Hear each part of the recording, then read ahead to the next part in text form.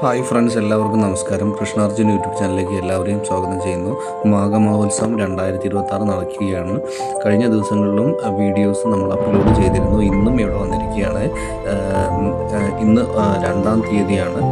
അപ്പോൾ ഇന്ന് ഒരുപാട് പ്രോഗ്രാംസും മറ്റ് പൂജകളും വിശേഷപ്പെട്ട പൂജകളെല്ലാം ഈ ഒരു ക്ഷേത്ര പരിസരത്തും നിളാതീരത്തുമായിട്ട് നടക്കുന്നുണ്ട്. കൂടാതെ തന്നെ തവനൂർ ചെറുതിന് നന്നാവായ ഭാഗത്തും ശിവക്ഷേത്രം ബ്രഹ്മക്ഷേത്രത്തിനും അടുത്തും മറ്റ് യാഗശാലകളിലെല്ലാമായിട്ട് ഒരുപാട് പൂജകളും മറ്റ് കാര്യങ്ങളും മറ്റ് പ്രധാനപ്പെട്ട ചടങ്ങുകളും ഇവിടെ നടക്കുന്നുണ്ട്. ഭക്തജനങ്ങളുടെ തിരക്ക് അനിയന്ത്രിതമാണ്. എന്നിരുന്നാൽ കൂടി മറ്റ് സംവിധാനങ്ങളെല്ലാം ഉള്ളതുകൊണ്ട് തന്നെ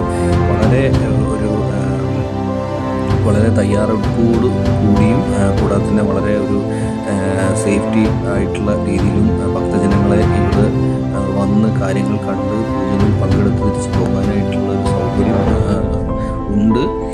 തീർച്ചയായിട്ടും നമുക്ക് ക്ഷേത്രത്തിൻ്റെ അകത്തേക്ക് പ്രവേശിച്ച് നോക്കാം. ഇവിടെ ഒരുപാട് ആളുകൾ ഇവിടെ കൂടി നിൽക്കുന്നത് നിങ്ങൾക്ക് കാണാൻ കഴിയുന്നതാണ്. അപ്പോൾ ഭക്തജനങ്ങളുടെ തിരക്ക് എന്ന് പറയുന്നത് ഒരു വലിയ പോസിറ്റീവായിട്ടുള്ള കാര്യം തന്നെയാണ്. കാരണം ഇത് ഈ കാണുവാനായിട്ട് വരുന്നത് കാരണം വർഷത്തിലൊരിക്കൽ നടക്കുന്ന ഈ ഒരു ചടങ്ങ് എന്ന് പറയുന്നത് മറ്റ് ക്ഷേത്രങ്ങളിലെ പോലെയല്ല. തീർച്ചയായിട്ടും വലിയ പ്രാധാന്യമുള്ള ഒരു പുണ്യഭൂമി കൂടിയാണ് പൂർണ്ണമായ എന്ന് പറയുന്നത്.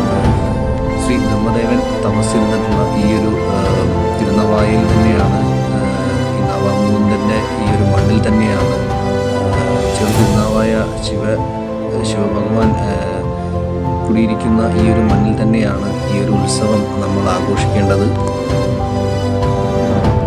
സാധാരണ പോലെ തന്നെ ഒരുപാട് കച്ചവടക്കാരെയും മറ്റ് വാങ്ങാനായി നിൽക്കുന്ന ആളുകളെയും ഇവിടെ കാണാൻ കഴിയും. വേദികളിൽ നിന്നും ഒരുപാട് പ്രോഗ്രാംസും മറ്റു കാര്യങ്ങളും നടക്കുന്നതിൻ്റെതായിട്ടുള്ള പാട്ടുകളും മറ്റും നമുക്ക് കേൾക്കാൻ കഴിയും. ഇതുപോലെയുള്ള സ്വാമിമാരിവിടെയുണ്ട്. അപ്പോൾ അവർക്ക് കഴിയുന്ന രീതിയിൽ എന്തെങ്കിലും സഹായങ്ങൾ ചെയ്യുക, അതെല്ലാം വലിയ പുണ്യം തന്നെയാണ്.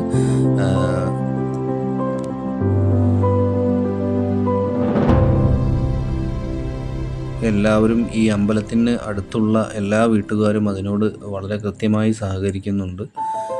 അതെല്ലാം ഒരു വലിയ ഒരു കാര്യമായി തന്നെ നമുക്ക് കണക്കാക്കാൻ കഴിയും. കൂടാതെ തന്നെ മാഘമഹോത്സവത്തിൻ്റെ ഓഫീസ് ഇതിന് മുമ്പിൽ തന്നെയാണ്. ഈ ക്ഷേത്രത്തിൻ്റെ വേദിക്ക് തൊട്ട് മുമ്പിൽ തന്നെയാണ്. അവിടെ തന്നെയാണ് മറ്റ് സന്യാസിമാരും കുരിമാരായിട്ടുള്ള സ്വാമിമാരും നാഗസന്യാസികളും എല്ലാവരും തന്നെ ആ ഒരു സ്റ്റേജിലാണ് വിശ്രമിക്കുന്നത്. കൂടാതെ തന്നെ ഓഫീസിന് മുകളിലുള്ള ഹാളിലും ഒരുപാട് സന്യാസിമാർ വിശ്രമത്തിനായി ഉപയോഗിക്കുന്നുണ്ട്. കൂടാതെ തന്നെ മറ്റ് സൗകര്യങ്ങൾക്കും ഈ ഒരു പരിസരത്ത് ഏർപ്പാടുകൾ ചെയ്തിട്ടുണ്ട്. ഇത് മാഘമഹോത്സവം ഓഫീസുമായിട്ട് ബന്ധപ്പെട്ട ഒരു ചെറിയ ഒരു ഓഫീസ് തന്നെയാണ്. ഇവിടെ വഴിപാടുകളുമായിട്ട് ബന്ധപ്പെട്ട ഒരുപാട് കാര്യങ്ങൾ ഇവിടെ ലഭിക്കും. മാഘമഹോത്സവം വേളയുമായിട്ട് ബന്ധപ്പെട്ട പുസ്തകങ്ങളാണെന്നുണ്ടെങ്കിലും പാനകം, പായസം തുടങ്ങിയ കാര്യങ്ങളാണെന്നുണ്ടെങ്കിലും ഈ ഒരു ചെറിയ ടെൻറ്റിനുള്ളിലേക്ക് വന്നു കഴിഞ്ഞാൽ അവിടെ ചെറിയ ഒരു പണം നൽകിയാൽ നമുക്കത് സ്വന്തമാക്കാൻ കഴിയും. പായസം 40 രൂപയും പാനകം 20 രൂപയുമാണ് അവിടുത്തെ റേറ്റ് വരുന്നത്.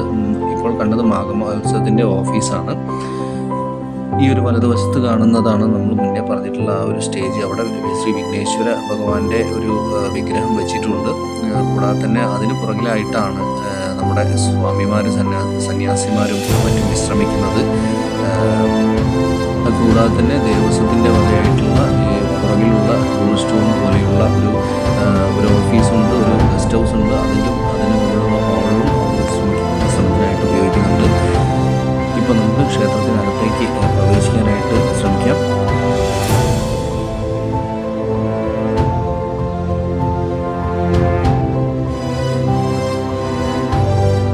പോലീസ് വളരെയധികം നന്നായി സഹകരിക്കുന്നു. ഇപ്പോൾ ഇത് നമ്മൾ കാണുന്ന അയ്യപ്പ ക്ഷേത്രമാണ്. അതിന് മുമ്പിൽ ഒരുപാട് ജനത്തിരക്ക്. ഇന്നിപ്പോൾ അല്പം ലേറ്റ് ആയാലും ക്ഷേത്രം നട അടച്ചിട്ടില്ല. നമ്മളിപ്പോൾ ഒരു 11 കഴിഞ്ഞിരുന്നു. പക്ഷേ ഇന്ന് ക്ഷേത്രം അടച്ചിട്ടുണ്ടായിരുന്നില്ല. സാധാരണ നേരത്തെ അടയ്ക്കുന്നതാണ്. പക്ഷേ ഇന്ന് ഭക്തജനങ്ങളുടെ തിരക്കുകൾ കാരണം ഇന്ന് ഉത്സവം കൂടി ആയതിനാൽ നേരത്തെ അടയ്ക്കുന്നില്ല എന്ന തീരുമാനത്തിൻ്റെ ഭാഗമായിട്ടാവണം ക്ഷേത്രം ദർശനത്തിനായിട്ട് തുറന്നു കൊടുത്തിട്ടുണ്ട്. ഒരുപാട് പേർ ഇവിടെ വന്നിട്ട് ദർശനം നടത്തുന്നുണ്ട്. കൂടാതെ അന്നദാനം രാവിലത്തെയും ഉച്ചത്തെയും ഇവിടെ നടക്കുന്നുണ്ട്. കൂടാതെ തന്നെ പുറത്ത് ക്ഷേത്രത്തിൻ്റെ പടിഞ്ഞാറ് വശത്ത് അന്നപ്രസാദത്തിൻ്റെ വലിയ ഒരു ടെൻറ്റ് തന്നെ ഉണ്ട്. അപ്പോൾ അവിടെയും ആളുകൾ ഭക്ഷണം കഴിക്കുന്നു. കൂടാതെ തന്നെ ഇവിടെ ക്ഷേത്രത്തിൻ്റെ വടക്ക് ഭാഗത്ത് അമ്മൂസ് കെയർ എന്ന് പറയുന്ന ഒരു സ്ഥാപനത്തിനടുത്ത് മറ്റൊരു ഭോജനശാലയും തയ്യാറാക്കിയതായിട്ട് കേട്ടിരുന്നു. ഇതിപ്പോൾ ക്ഷേത്രത്തിൻ്റെ മുന്നിലുള്ള ഒരു ആൽത്തറയാണ്. നിങ്ങൾക്ക് എല്ലാവർക്കും പരിചിതമായ ഒരു ആൽത്തറ തന്നെയാണ്. ഈ ഒരു തിരുനാവായ അപ്പൻ്റെ മണ്ണിലേക്ക് വരുമ്പോൾ നിങ്ങളെല്ലാവർക്കും കണ്ട് പരിചയമുള്ളതാണ്. അപ്പോൾ ഈ ഒരു ആൽത്തറയിൽ ഒരുപാട് പേർ വിശ്രമിക്കുന്നു. വലിയ കർമ്മങ്ങൾക്കായി വന്നിട്ടുള്ള ഒരുപാട് വ്യക്തികൾ കേരളത്തിൻ്റെ നാനാഭാഗത്തു നിന്നും, കേരളത്തിൽ നിന്നും മാത്രമല്ല മറ്റ് തമിഴ്നാട് തുടങ്ങിയ അന്യ സംസ്ഥാനത്തു നിന്നുള്ള ഒരുപാട് പേർ തങ്ങളുടെ രക്ഷിതാക്കളുടെ, അവരുടെ ഉറ്റവരുടെ, ഉടയവരുടെ മരണപ്പെട്ടു പോയിട്ടുള്ള ഒരുപാട് ആത്മാക്കളുടെ നിത്യശാന്തിക്കായിട്ട് ഇവിടെ വന്ന് പ്രാർത്ഥിക്കുന്നു. ബലിയിടുന്ന ഈ ഒരു ക്രമം അവർ ചെയ്യുന്നു. ഈ ഒരു ഉത്സവവേളയിൽ തന്നെ ഈ ഒരു കാര്യങ്ങൾ ചെയ്യാൻ കഴിയുന്നത് മഹാഭാഗ്യമായും മഹാപുണ്യമായും കണക്കാക്കുന്നു. തീർച്ചയായും എല്ലാവർക്കും വേണ്ടിയിട്ട് ഈ ഒരു സമയത്ത് ബലിയിടാൻ കഴിയുന്നത് വലിയ ഒരു കാര്യം തന്നെയാണ്.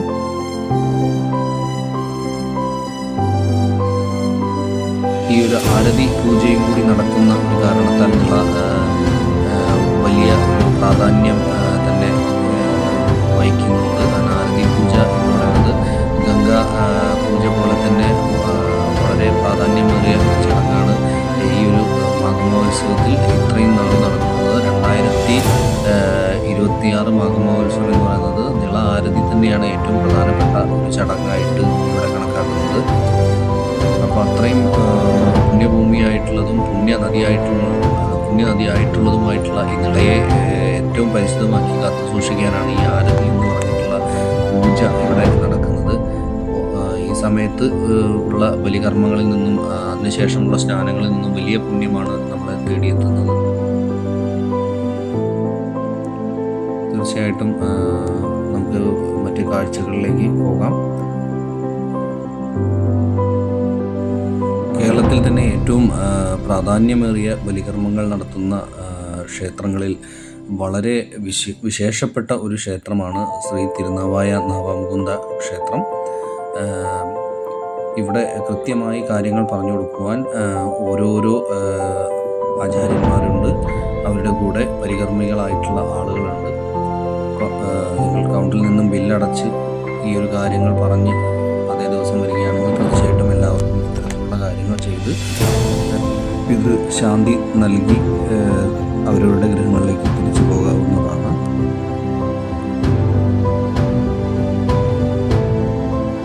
ഇപ്പോൾ അവിടെ കൂടിയിരുന്ന ആളുകളുടെ ബലികർമ്മങ്ങൾ ഏകദേശം പൂർത്തിയായിട്ടുണ്ട്. അപ്പോൾ മൂർത്തികളെ വണങ്ങുവാനായിട്ട് ആ ഒരു ആചാര്യൻ അവർക്ക് നിർദ്ദേശങ്ങൾ നൽകുന്നു. ആ ഒരു കാഴ്ചയാണ് ഇപ്പോൾ കണ്ടുകൊണ്ടിരിക്കുന്നത്.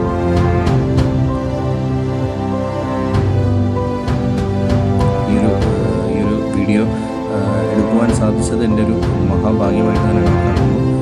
തീർച്ചയായിട്ടും അത് ഇവിടെ ഒരിക്കലെങ്കിലും വരാത്ത ആളുകൾക്ക് അത് ഉപകാരപ്പെടട്ടെ. അതുമായിട്ട് ബന്ധപ്പെട്ട കാര്യങ്ങളെക്കുറിച്ച് അവർ അന്വേഷിച്ച് മനസ്സിലാക്കട്ടെ. അതിനെക്കുറിച്ചുള്ള അറിവുകൾ അവർക്ക് ലഭിക്കട്ടെ എന്നതിനും കൂടി കണക്കാക്കിയാണ് നമ്മൾ വീഡിയോ ഇവിടെ ചെയ്യുന്നത്. ഒരുപാട് പേർ ഇതുമായിട്ട് ബന്ധപ്പെട്ട വീഡിയോസ് മുന്നേയും ചെയ്തിട്ടുണ്ടാവാം. എന്നിരുന്നാലും ഇത് വലിയൊരു മഹാഭാഗ്യമായിട്ട് കണക്കാക്കുന്നു. ഇനി നമുക്ക് ഉടനെ വേദിയിലേക്ക് ചെന്ന് നോക്കാം. അവിടെ കഥകളി നടക്കുന്നു.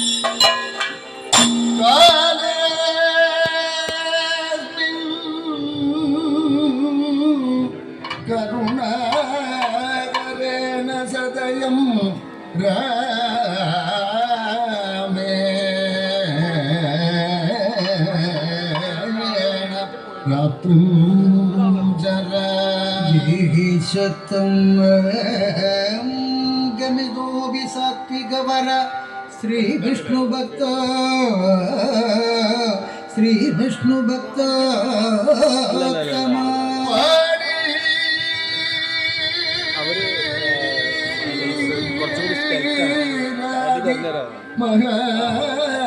മഹാദ്രുമാഞ്ചിതര മുദ്യ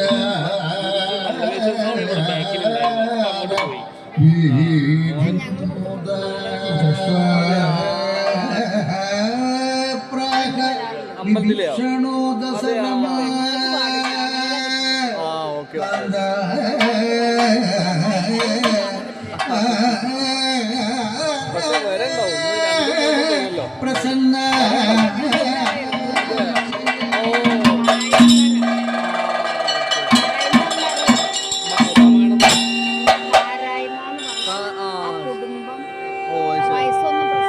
അവര് അങ്ങോട്ട് ചെയ്യേണ്ട ആളുകളാണ്.